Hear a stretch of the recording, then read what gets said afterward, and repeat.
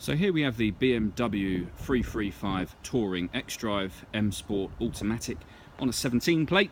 I'm going to show you around the outside of the car first of all, and then we'll hop in and I'll run through some controls on the inside. As you'll see from the outside, we've got the M Sport badging on the side and those 19-inch M Sport alloys. Tinted windows around the rear of the car. Let's start off inside the boot and then we'll work our way around the rest of it from there.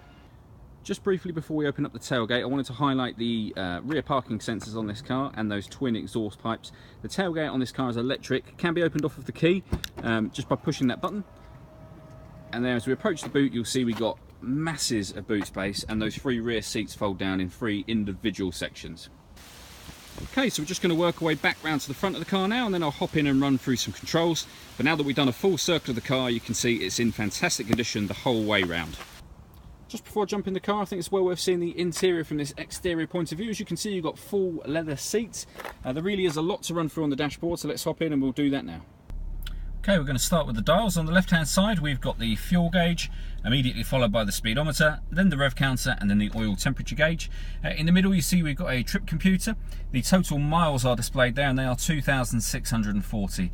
You can change the information that's displayed on the trip computer by pressing the button on the end of the indicator stalk for various different fuel economy information pieces.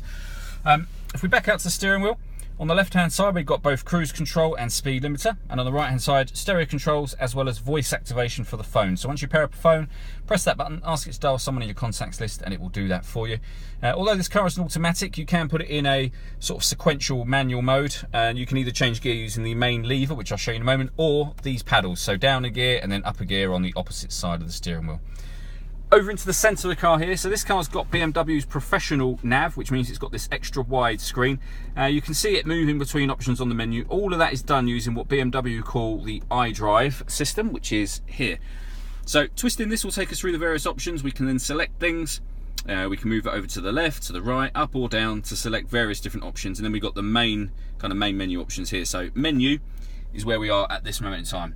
If I turn it to media and radio, for example, and highlight that, you'll see that we've got DAB radio, FM radio, AM radio, and you can then go back to the main menu by pressing menu again. You can go to satellite navigation, you can input address, you can look at the map on the car, you can zoom in and out, and you can see just from looking at this, it's a very, very clear display, really easy to use.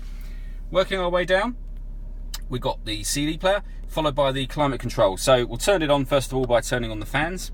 So it's dual zone climate control. We can select a temperature on either side of the car independently, then either hit AC in the bottom corner there, or hit auto. AC means you're adjusting the fans yourself.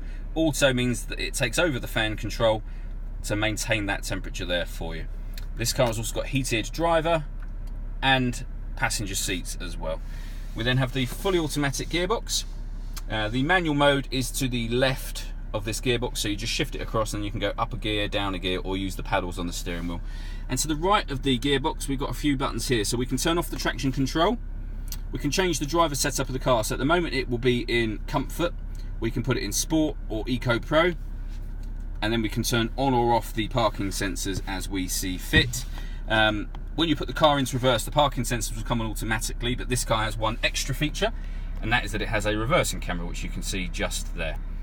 And then finally, obviously the iDrive system that I mentioned a moment ago, and then in the central armrest all the way back here we've got an auxiliary and USB input, so lots of ways of connecting this car to listen to music.